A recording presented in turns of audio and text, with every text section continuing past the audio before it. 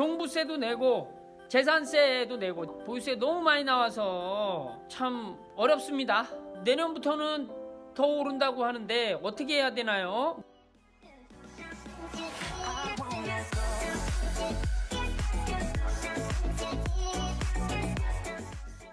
안녕하세요. 여러분 반갑습니다. 빌딩 남자입니다. 자, 여러분 오늘도 이제 좀 상담이 들어와가지고 이런저런 얘기를 했어요. 그래서 여러분들께도 좀 이제 도움이 될 것 같아서 제가 좀 메모를 해갖고 왔어요. 같이 한번 들어보시죠, 여러분.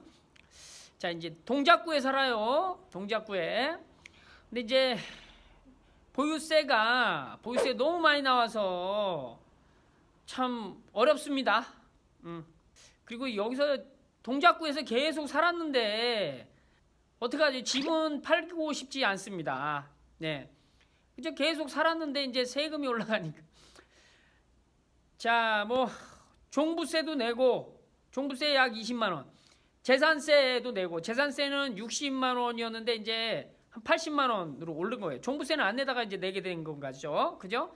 그래서 총 같이 합하면 보유세를 한 300만 원 이상 내야 된다는 거죠. 300만 원. 그러면 그 어쨌든 한 세금이 많이 올랐어요. 작년보다. 그죠?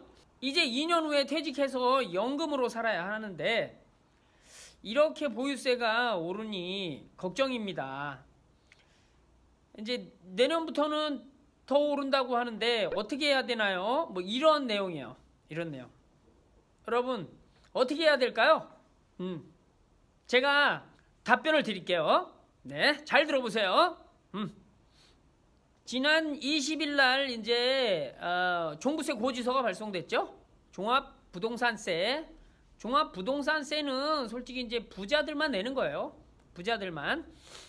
근데 이제 부자들만 내는 상황이 예를 들어서 뭐 9억 원 이상이다, 뭐 집이 어쩌고 저쩌고 막 이렇게 되는데 집값이 많이 올랐어요.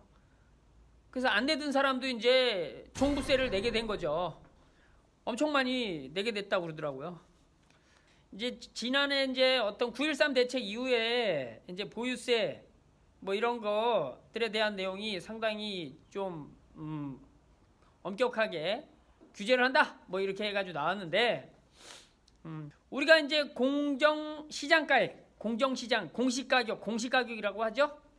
예를 들어서 공시가격을 100%로 치고 아니지 시장가액 어쨌든 이런 거를 해서 80%만 세율을 부과했는데 이제 85%가 됐고 요번에 내년 내후년 2022년까지 몇 프로까지 간다고요? 100%까지 간답니다. 그래서 이제 원래 공시가격보다 낮은 금액으로 세율을 부과했는데 그것이 이제 집값이 하도 뛰고 그러다 공시가격도 이렇게 좀 그러니까 이제 100%로 간다. 이렇게 지금 세금을 부과하고 있어요. 정부에서.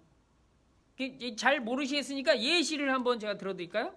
예를 들어서 이제 저희 서초동에 있는데 반포의 자이가 있잖아요. 반포의 자이. 이게 전용 84제곱미터 정도 된다면 지금 한 시가가 이제 한 16억 원 정도 돼요. 16억 원. 16억 원 정도 되면은 작년에 종부세를 한 80만 원 낸 거거든요. 80만 원대로 냈어요. 근데 올해 160만 원대가 된 거예요. 거의 2배 정도. 거의 2배 정도 되고 재산세는 500만 원대였는데 그게 좀 더 올라간 거죠. 그래서 이 종부세하고 재산세 합해서 보유세가 어떻게 되냐면 한 1년에 700만 원이 넘게 돼요. 700만 원이 넘게 돼요. 아까 그분이 이제 동작구에 살고 이제 동작구에 집값이 갑자기 확 올랐어요. 근데 이제 그분도 이제 이렇게 돼가지고 한 300만 원씩 내야 된다. 뭐 하여튼. 근데 이게 계속 오를 거라는 거죠. 만약에 요번 달까지 집값이 오르고 올해 내년부터는 집값이 안 오른다고 해도 20년, 21년, 22년까지 100%까지 공시가격 100%까지 부과한다라고 했으니까 더 오를 거란 말이에요. 정부가 집값을 잡으려고 참 노력을 많이 해요. 그죠? 근데 여러분 생각해 보세요. 집값이 1억, 2억씩 막 올랐어요. 그럼 당연히 세금을 더 내야 되는 게 맞잖아요. 그죠? 당연히 더 내야 되는 거예요. 그게 맞는 말이야. 근데 어떻게 해요? 이게 아니 집 한 채 있는 사람은 자기가 집값을 올리려고 올린 건 아닌데 집값이 올라서 세금을 더 내야 되는 거지. 뭐 집값이 오른다고 뭐 월세가 더 아니 월세는 아니잖아요. 뭐 월급이 오릅니까? 아니면 매출이 더 높아집니까? 뭐 하여튼 수익이 더 높아져야 되는데 집값이 오른 걸로 인해서 수익이 높아지는 건 없거든요. 그러니까 이제 가계부담이 월 가계부담이 계속 높아지는 거죠. 그죠? 그리고 이제 이러한 상황이 너무 급작스럽게 빨리 올라가면은 이제 힘든 상황이 오겠지 않겠습니까? 이제 부담이죠. 근데 밤에 자고 일어나면 집값이 한 1,000만 원, 2,000만 원씩 올랐어. 그러면 좋아요, 안 좋아요? 집주인은 좋아서 웃음을 이렇게 씩 웃다가 저기 월급이 안 오르니까 월급에서 띄어가지고 어쨌든 세금을 내야지라고 하면서 낼 수밖에 없는, 어쨌든 뭔가 좀 그런 거예요. 근데 하여튼 적응이 좀 빨리 안 될 거예요. 적응이. 그래서 이제 수입이 없는 사람, 이제 아까 그분 같은 경우는 이제 2년 후에 퇴직하나 보죠. 퇴직하시면 이제 연금 받고 사셔야 되는데 연금으로 300만 원 저기 세금 내고 1년에, 그죠?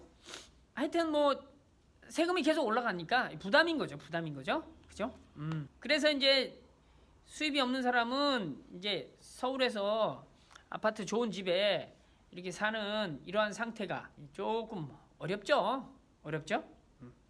그리고 이제 현재 우리나라 부동산 보유세가 상당히 높은 거예요. 그렇기 때문에 이것이 많이 오르면 이제 서민들이 참 힘들다 뭐 이런 거죠. 근데 저는 정부가 노력을 하는 거에 대해서 응원합니다. 응원을 하는데 이게 결국에는 이제 집값을 잡으려고 하시는 거잖아요. 예를 들어서 여러분 투자한다고 생각해봐요. 투자. 그러면 내가 우리 집에서 그냥 평생을 살려고 집을 산 게 아니고 평생을 살면서도 우리나라는 이제 투자 개념이 많이 나오잖아요. 그래서 빚을 져서라도 집을 어떻게 사고 분양을 받고 새 아파트를 해가지고 이렇게 가는데 보유세 높아진다고 솔직히 집 팔겠어요? 투자하는 개념으로 어떻게 생각하세요? 아니 뭐 한 달새에 1, 2천만 원씩 오르고 막 6개월새에 1억씩 2억씩 오른다고 하면은 아이 세금 좀 내고 말지 그걸 누가 팔겠어요? 그래요? 그리고 안 사는 사람이 누가 있어요? 자, 그러니까 집값이 더 오르니까 세금 좀 내고 말지 이렇게 해가지고 당연히 집을 팔고지 않겠죠? 투자자들은. 근데 다주택자들은 팔까요? 뭐 여러 주택을 소유하고 있으면서 뭔가 세금을 많이 내야 되니까 그 중과부가 되니까 힘들잖아요. 2주택은 더 내고 3주택은 더 내고 막 이러니까 힘들잖아요. 그러니까 팔려고 하는데 양도세가 너무 많은 거야. 양도세가. 양도세. 둘 중에 하나만 하면 되는데 양도세까지 있으니까 안 팔어. 그러면서 뭔가 다른 방법을 하죠. 뭐 증여를 한다든가 아니면 다른 방법을 계속 찾아서 내서 뭔가를 계속 시도하고 그렇게 만들어가고 있어요. 여러분도 한번 생각해 보세요. 보유세를 높이고 집을 가지고 있는 세금을 높이고 팔면은 세금을 없애주는 거야. 만약에. 그러면 다주택자들이 자기가 하나 집 똘똘한 한 채 나머지는 팔고, 그죠? 나머지는 팔면서 이제 그동안에 돈 올랐으니까 이게 수익도 나고 그러면서 왕창 내놓는 거지. 다주택자가 양도세 없다 그러면 왕창 내놓을 거 아니에요. 그럼 공급 물량이 많아져. 그럼 집값이 올라가야 떨어져요? 당연히 떨어지죠. 지금은 집을 파는 사람이 없으니까 집값이 올라가는 거잖아요. 집을 왕창 내놓는다. 예. 그러면 당연히 집값이 어느 정도 둔화되겠죠. 성장. 저는 그렇게 생각해요. 어쨌든 그래요. 자, 그럼 어떻게 중요한 건 뭐냐면 이분이 이제 어떻게 해야 되냐 이제 우리가 이야기를 해야 되는데 여러분 어떻게 됩니까? 2년 후에 이제 수입이 별로 없고 연금으로 생활을 해야 되고 하는데 좀 여유 있게 살고 싶다. 좀 2년 후에도 수익을 좀 만들어서 좀 풍족하게 살아야 되지 않겠습니까? 연금을 계속 받는다고 해도 엄청나게 뭐 풍족한 삶은 되지 않을 거예요. 그 중에 세금도 내고 뭐 어떻게 해야 돼요? 그냥 이사를 가야 돼요. 예. 저는 그렇게 생각합니다. 예. 그래야 풍족한 삶을 누릴 수 있다. 여유로운 삶을 누릴 수 있다. 왜? 수입이 그만큼 더 들어오니까. 연금 가지고 생활을 한다는 거는 솔직히 자기 일도 좀 찾아야 되는데 취미생활 가지고는 좀 그렇잖아요. 근데 구체적인 어떤 방편을 제가 제시하면 집값이 약 10억 정도 될 거예요. 한 2년 후에 팔면 내가 볼 때 한 1, 2억 정도 더 오를 거라고 봅니다. 그리고 본인이 가지고 있는 현금 보유액 뭐 몇 가지 있겠죠? 그런 걸 가지고 같이 10억 플러스 알파로 해가지고 한 12억, 13억 한 정도 된다고 쳐요. 한 13억 정도 된다고 쳐요. 그러면 저는 서울의 근린주택 같은 거 살 수도 있어요. 서울의 근린주택이 약 25억 정도 되는 게 있어요. 예, 물건도 있어요. 예, 경매 물건도 있고 그거보다 좀 더 낮은 금액도 있습니다. 만약에 근린주택을 뭐 경매로 아니라 일반 매매로 산다고 해도 막 눈을 씻고 부리부리 찾아보다 보면은 좋은 물건이 나타납니다. 그러면 25억 정도 50%도 대출 받고 사면 돼요. 그리고 나중에 한두 채는 또 전세 빼면은 그 이제 대출하고 전세하고 하면은 어쨌든 내가 묶이는 자금이 좀 덜 들어가니까. 그리고 두 번째는 이제 상가도 이제 좋은 상가가 있죠. 좋은 상가 20억에서 25억 정도면 상가를 몇 호를 사든지 아니면 한 호를 사든지 해가지고 눈을 씻고 2년 동안 찾아다니면 찾을 수 있습니다. 근데 여러분들이 그만큼 노력을 안 하니까 이게 부동산이 안 보이는 거예요. 근데 이러한 어떤 상황을 이야기해 줘도 여러분들이나 그분 같은 경우도 선뜻 할 수 없습니다. 당연하죠. 그러지 않겠습니까? 말도 안 되는 거지. 예, 10몇 억씩 대출을 받고 월 이자가 몇백인데 그거를 내고 막 이렇게 한다는 건 말이 안 되는 거예요. 이 수익 일단 수익 이 두 개 정도 근린주택이나 상가를 이렇게 20억에서 25억 사이 정도 하면은 정말로 눈 씻고 찾아봐서 있으면 제가 어제도 보고 우리 멘토들이 해가지고 이 정도면 이렇게 수익이 난다 라고 해서 경매 물건 들어가는 경우도 있어요. 예, 물건 지금도 있고. 근데 약 700만원 최하 약 700만원에서 900만원 정도 월 수입이 납니다. 이자 빼고예요. 이자 빼고 하는 거니까 그러니까 그 정도의 어떤 노력은 해야 되는 거죠. 월 700만원 정도 최하 수입이 난다 라고 하면 그 정도 노력을 해서 앞으로 뭐 10년 20년 정도 살 수 있다 그러면 그 정도는 충분히 노력을 해야 됩니다. 그래서 제가 이분한테 단 남은 2년 직장 다니는 2년 기간 동안 매일 2시간 정도는 꼭 정보 수집해라. 정보 수집하려면 뭐 첫 번째 뭐예요? 첫 번째 책을 봐야 돼. 두 번째 세미나를 들어야 돼. 그 다음에 세 번째는 전문가하고 상담하는 거를 아껴 하지 말고 그러니까 어쨌든 상담을 해야 돼. 전문가 상담. 그 다음에 이제 학원도 다니고 그리고 또 하나 뭐예요? 동아리 가입 같은 거 해가지고 커뮤니티 막 활동을 해야 돼요. 그래서 하루에 2시간 정도씩은 꼭 투자해서 2년 정도를 투자해야 됩니다. 투자. 근데 이 2년 정도 투자할 때 금지사항이 2가지 있어요. 금지사항. 이게 되게 중요한 건데 절대 중간에 투자하지 말아라. 중간에 괜찮은 것 같다고 막 나와가지고 막 무슨 새로운 분양이다, 뭐 상가 분양이다, 때로는 뭐 호텔 무슨 분양이다. 하여튼 이런 거 중간에 절대 하면 안 되는 거예요. 절대.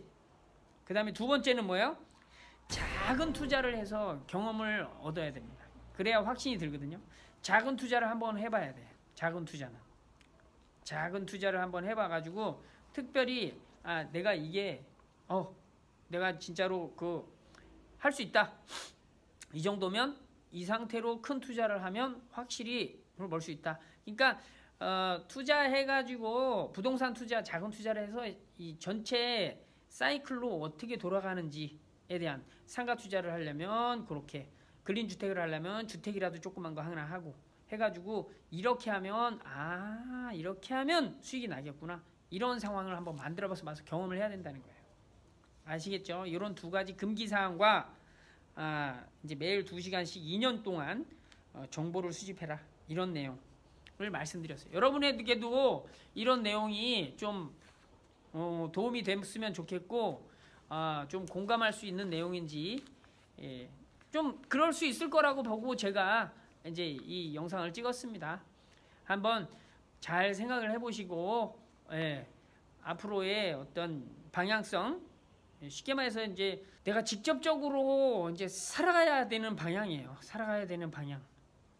여기에 그냥 남들 얘기만 듣고 진행하지 마시고 얘기 듣고 여러분들이 직접 확인하고 그 다음에 경험을 작은 거라도 한번 해보고 그리고 더 중요한 건 뭐예요? 적어도 2년에서 3년은 여러분들이 하루에 2시간, 한두 시간은 투자해야 됩니다. 이게 쉽게 말해서 천일정성 드리는 건데 그 정도는 해야 되지 않겠습니까? 그죠? 예. 자, 남은 인생 예를 들어 퇴직하시는 이분 같은 경우는 앞으로 30년은 사실 거 아니에요. 60이면 90까지, 50이면 80까지, 90까지 40년은 사시겠네. 적어도 한 30년은 산다고 보면 그 정도 한 3년, 2, 3년 직장 있으시면서 투자를 한번 하세요. 시간 투자. 그렇게 해서 앞으로 여러분에게 여러분 미래에 좋은 날들이 생기기를 바랍니다. 여태까지 빌딩 남자였습니다. 감사합니다.